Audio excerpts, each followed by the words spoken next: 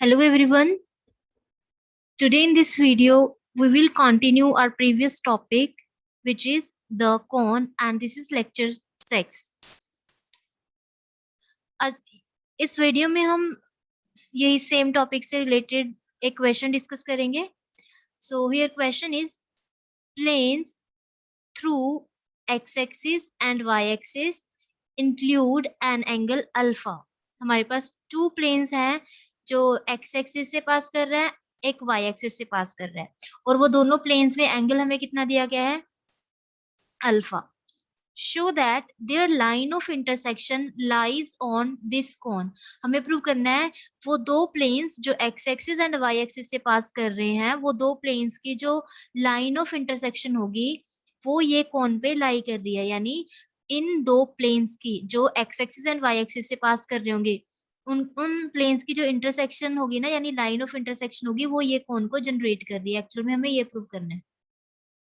मैंने आपको बताया था ना कि अगर हम ये कोन लेते हैं, इस कोन पे जितनी भी स्ट्रेट लाइंस होंगी, चाहे वो ये स्ट्रेट लाइन है चाहे वो ये स्ट्रेट लाइन है, this all are generator of the cone. तो हमें यहाँ पे यही तो प्रूव करना है, line of intersection of the planes which passes through x axis and Y axis lies on this cone. यानी वो इस कोन पे लाई कर रही है, जो प्लेन्स की लाइन ऑफ इंटरसेक्शन होगी, यानी वो कौन के लिए जनरेटर होगी. यानी हम ये कह सकते हैं, हमें प्रूव करना है कि वो लाइन जो है वो ये कोन को जनरेट कर रही है. तभी हम बोल सकते हैं लाइन ऑफ इंटरसेक्शन ये कोन पे लाई कर रही होगी. अगर वो लाइन ये कोन को जनरेट कर रही होगी, इस कोन के लिए जनरेटर होगी. तो यानी हमने क्या फाइंड करना है यहाँ पे, सबसे पहले हम फाइंड करेंगे planes which passes through x axis and Y axis, और फिर हम उनकी लाइन ऑफ इंटरसेक्शन निकालेंगे. क्योंकि हमें पता है जब भी टू प्लेन्स इंटरसेक्ट करते हैं, suppose this is first plane and this is second plane, ठीक है, ऐसे ले लेते हैं. तो ये ये हमारा फर्स्ट प्लेन है, ये सेकंड प्लेन है, इन दोनों की इंटरसेक्शन क्या आ रही है, एक स्ट्रेट लाइन आ रही है. अगर टू इंटरसेक्टिंग प्लेन्स होते हैं तो उनकी इंटरसेक्शन एक स्ट्रेट लाइन ही आती है. और हमें प्रूव करना है ये लाइन ये कोन को जनरेट कर रही है, ये वाला लाइन ये कोन पे लाई कर रहा है. और आप देख रहे हो ये जो कोन का इक्वेशन है वो होमोजीनियस इक्वेशन है. यहाँ पे अगर मल्टीप्लाई कर दें इसको सभी टर्म से, Z Z square x square, तो इस टर्म की डिग्री 4 होगी, सभी टर्म्स की डिग्री 4 है, यहाँ पे भी 4 है. तो यानी ये जो लाइन ऑफ इंटरसेक्शन है, हमें पता है ना ये जनरेटर होगी कौन के लिए, according to statement of the question. ठीक है, तो यानी ये लाइन जो है वो ओरिजिन से पास कर रही होगी, बिकॉज हमने ये पढ़ा था अगर कौन का इक्वेशन होमोजेनियस इक्वेशन हो हमारे पास, तो ऐसे कौन का जो वर्टेक्स होता है वो हमेशा ओरिजिन होता है. तो यानी वो स्ट्रेट लाइन जो है वो ओरिजिन से पास कर रही होगी, ओरिजिन से पास कर रही होगी. कौन सी स्ट्रेट लाइन की बात कर रही हूँ, the straight line which is intersection of the planes which passes through x axis and Y axis. ठीक है, तो अब चलिए देखते हैं कैसे हम ये क्वेश्चन सॉल्व करेंगे. सबसे पहले तो हमें वो टू प्लेन्स चाहिए जो X axis and Y axis से पास कर रहे हैं. तो एक्स एक्सिस की इक्वेशन क्या होगी 3D में, equation of O X is, X axis पे हमें पता है y 0 होता है, z 0 होता है. So this is equation of x axis in 3D. And equation of y axis is, y axis पे हमें पता है z 0 होता है, x 0 होता है. ठीक है, so this is the equation of x-axis and this is equation of y-axis. Now we have to find two planes which passes through x-axis and which passes through y-axis. So any plane through OX is, कोई भी plane जो OX से पास करेगा, OX की equation ये है ना, कोई भी प्लेन जो x एक्सिस से पास करेगा उसकी इक्वेशन कैसी दिखेगी, देखो ऐसा दिखता है वो plane, y plus some constant into Z is equal to 0. कैसे लिखना है, y plus k time z is equal to 0. Similarly any plane through y axis is, कोई वो प्लेन जो y एक्सिस से पास कर रहा होगा वो कैसे दिखेगा, z plus some constant time x is equal to 0. z plus some constant, suppose mu ले लेते हैं हम यहाँ पे constant, some constant into x is equal to 0. ठीक है, सो these are two planes which passes through x axis and y axis respectively। अब हमने क्या करना है, ये दोनों प्लेन्स की लाइन ऑफ इंटरसेक्शन निकालनी है। हमें पता है ना, टू प्लेन्स जब इंटरसेक्ट करते हैं तो क्या बनता है, एक स्ट्रेट लाइन बनता है। तो हमें ये दोनों प्लेन्स की लाइन ऑफ इंटरसेक्शन निकालना है यहाँ पे। सो फर्स्ट प्लेन का इक्वेशन क्या आ रहा है, y plus k Z is equal to 0, and second plane क्या आ रहा है, z plus mu X is equal to 0। ठीक है, तो हमने क्या करना है, यहाँ से लाइन ऑफ इंटरसेक्शन निकालनी है। तो यहाँ से हम इजीली फाइंड कर सकते हैं, क्योंकि इसमें रिलेशन बन रहा है ना वेरिएबल्स में, यहाँ पे भी z है, यहाँ पे भी z है। तो देखो हम कैसे यहाँ से इक्वेशन फाइंड कर सकते हैं। किसका इक्वेशन, लाइन ऑफ इंटरसेक्शन का। ये देखो यहाँ पे इसको लिख सकते हैं y is equal to minus of k Z, और यहाँ पे हम लिख सकते हैं z is equal to minus of mu X, है ना। यहाँ से अगर हम z की वैल्यू निकाले तो क्या आएगी, z अपॉन माइनस के, sorry y upon minus k is equal to z, और यहाँ से z की वैल्यू कितनी आ रही है, x अपॉन, इसको हम लिख सकते हैं -1 अपॉन म्यू, क्योंकि जब हम इसको मल्टीप्लाई करेंगे तो ये यहीं पे जाएगा, है ना, यहाँ पे जाएगा ना ये। अब z की वैल्यू ये भी है, z की वैल्यू ये भी है, तो यानी ये तीनों एक्सप्रेशन इक्वल होंगे। So this implies x upon -1 by mu, y upon minus के, एंड z अपॉन, इसको हम लिख सकते हैं z अपॉन 1 ना, z अपॉन 1 इक्वल होंगे z upon 1। This is line of intersection. हमने ये दोनों प्लेन्स की इक्वेशन को सॉल्व किया ना, इंटरसेक्शन तो ऐसे ही निकालते हैं हम, दोनों प्लेन्स की इक्वेशन को सॉल्व कर दिया तो ये बन गई, this is line of intersection of plane 3 and plane 4। हमें प्रूफ क्या करना है, हमें प्रूफ करना था line of intersection of these two planes lies on this cone, यानी हमें प्रूफ करना है ये लाइन जो है वो ये कोन को जनरेट कर रही है।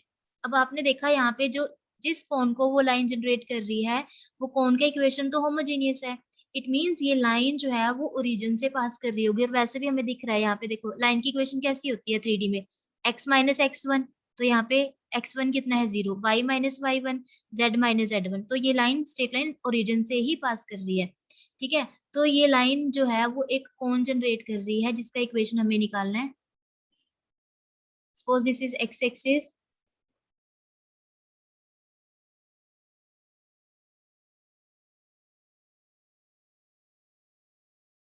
this is y-axis, and this is z-axis। ठीक है,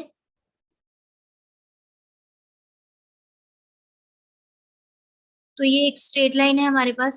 सपोज ये स्ट्रेट लाइन है,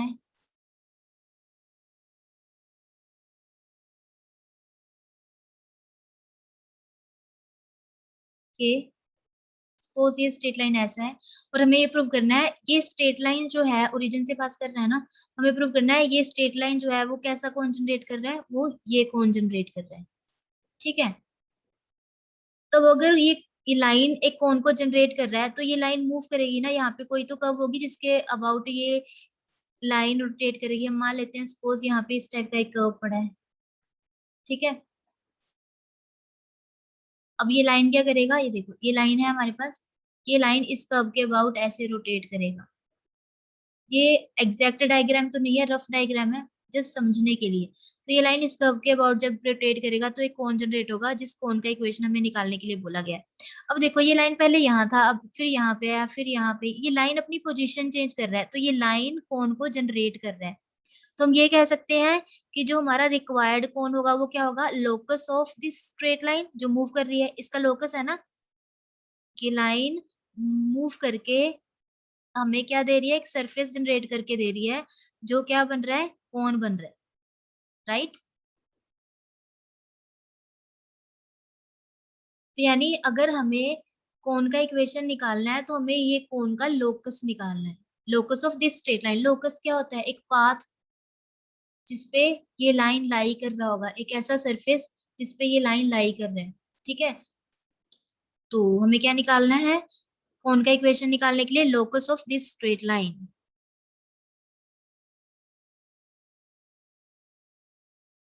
So to find required cone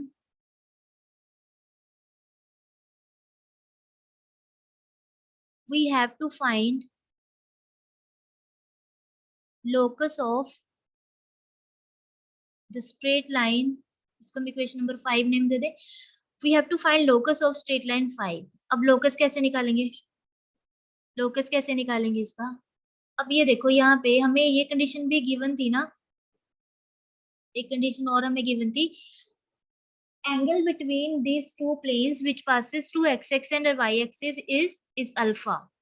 ठीक है, ये प्लेन 3 एंड प्लेन 4 में एंगल कितना है? अल्फा दिया हुआ हमें. सो इसका भी हमें यूज करना पड़ेगा.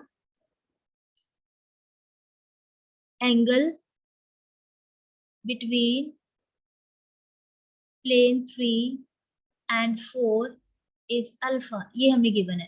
ठीक है, तो प्लेन 3 की इक्वेशन थी क्या हमारे पास? प्लेन 3 था हमारे पास y plus k Z is equal to 0 and plane 4 क्या था? z plus mu X is equal to 0. तो ये प्लेन के डायरेक्शन रेशियोज आप बता सकते हो क्या होंगे? प्लेन के यहाँ पे direction ratio. Angle between two planes क्या होता है?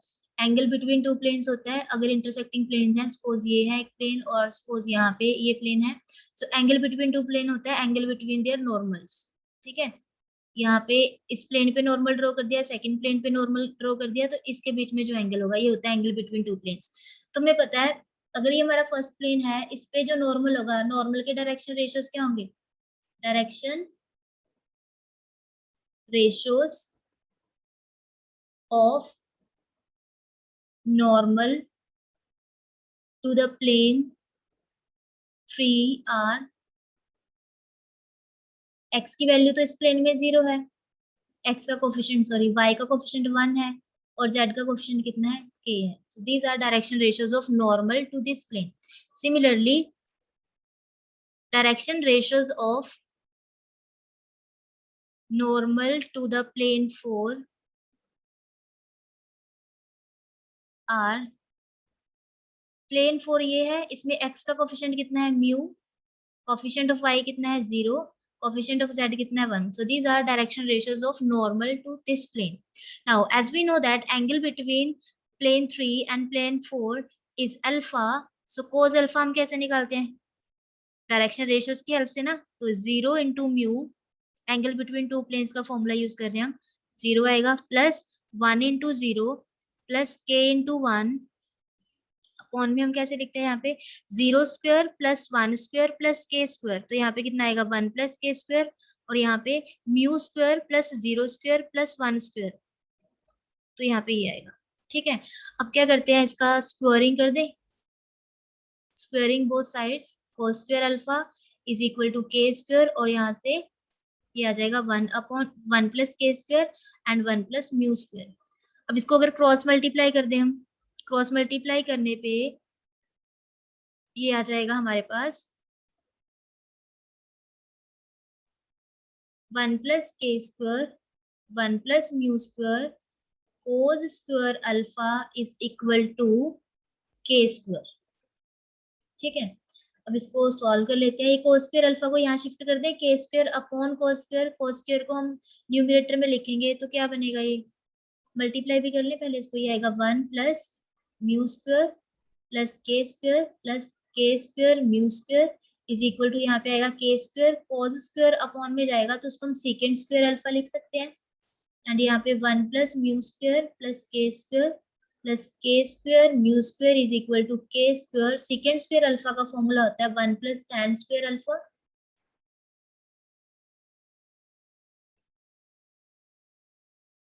तो इसको सॉल्व करेंगे, हमारे पास आएगा 1 plus mu square plus k square mu square is equal to k square tan square alpha. ये के स्क्वायर से के स्क्वायर कैंसिल आउट हो जाएगा, तो यहाँ से हमारे पास टैन स्क्वायर अल्फा की वैल्यू कितनी आ गई है? 1 plus k square mu square upon के square. So this is equation number 6. ठीक है, तो हमें क्या करना था, हमें अगर रिक्वायर्ड कोन का इक्वेशन निकालना है तो हमें ये जो लाइन थी, ये जनरेटर है ना कोन के लिए, क्योंकि हमें प्रूव करना है ये लाइन कोन पे लाई कर रही है, यानी दिस इज अ जनरेटर, तो ये लाइन कोन को जनरेट करेगी, यानी हमें ये लाइन का लोकस निकालना है. सो हमें लिखा to find required equation of the cone we have to find locus of straight line 5. ठीक है, और लोकस कैसे फाइंड करेंगे स्ट्रेट लाइन का? So to find locus of straight line 5 we have to eliminate k and mu from equation number 5 and 6. ठीक है,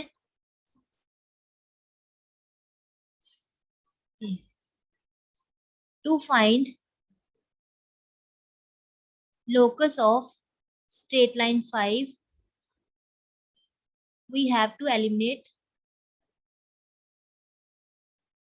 k and mu, ये जो पैरामीटर्स हमने यूज किए थे k and mu from equation number 5 and 6. ठीक है, तो इक्वेशन नंबर 5 थी कि हमारे पास x upon -1 over mu is equal to y upon -k is equal to z upon 1, ये थी. ठीक है, सो इक्वेशन नंबर 5 हमारे पास क्या बन रही थी, x upon -1 upon mu, y upon k minus के एंड z अपॉन 1. तो अगर हम ये फर्स्ट एंड लास्ट कंपोनेंट को इक्वेट कर दें इस इक्वेशन से, तो म्यू की वैल्यू यहाँ से आ जाएगी x upon z is equal to minus of 1 upon mu. Then mu की वैल्यू कितनी आ जाएगी यहाँ से, म्यू इज इक्वल टू, इसको इधर शिफ्ट कर देते हैं, ये इधर आएगा minus of z upon x, ये आएगी. सिमिलरली अगर हम सेकंड एंड थर्ड मेंबर को इक्वेट करते हैं y upon minus k is equal to z upon 1, तो k की वैल्यू कितनी आ जाएगी यहाँ से, माइनस फाइव अपॉन जेड. ठीक है, तो हमने क्या करना था, हमें ये लाइन का लोकस निकालना था. इसके लिए हमें क्या करना है, लैम्डा एंड म्यू को एलिमिनेट करना था फ्रॉम इक्वेशन नंबर 5 एंड 6. ठीक है, तो इक्वेशन नंबर 5 से हमने लैम्डा एंड म्यू, सॉरी, के एंड म्यू की वैल्यूज निकाल ली हैं. तो ये हम पुट कर देंगे. Now put these values in equation number 6. So equation number 6 में हम पुट कर देंगे. इक्वेशन नंबर 6 क्या थी हमारे पास, tan square alpha is equal to, यहाँ पे था 1 plus k square mu square, यहाँ पे लिखना था के स्क्वायर म्यू स्क्वायर.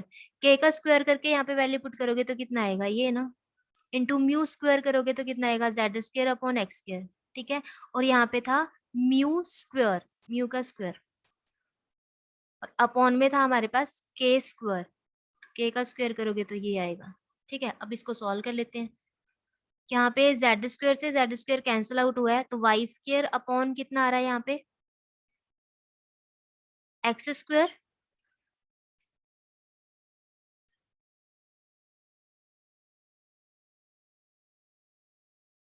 यही थी ना tan स्क्वायर अल्फा की equation. Yes, 1 plus k square mu square plus mu square upon के स्क्वायर. वैल्यूज पुट कर दिया. अब हम इसको सॉल्व कर लेते हैं.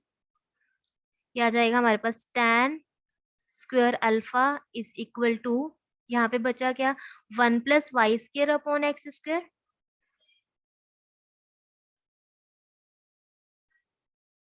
Plus z square upon x square upon y square upon z square. तो ये जेड स्क्वायर, अच्छा ऐसे कर लेते हैं, ये आया, इसका एलसीएम ले लें यहाँ पे, तो ये आएगा x square plus y square plus z square upon x square, और ये टर्म यहाँ पे मल्टीप्लाई में आ जाएगी ऐसे. ठीक है, एक्स स्क्वायर वाई स्क्वायर को यहाँ शिफ्ट कर देते हैं लेफ्ट हैंड साइड पे, और ये बन जाएगा हमारा z square x square plus y square plus z square. And this is the required locus of equation number 5. This is the required locus of equation number 5.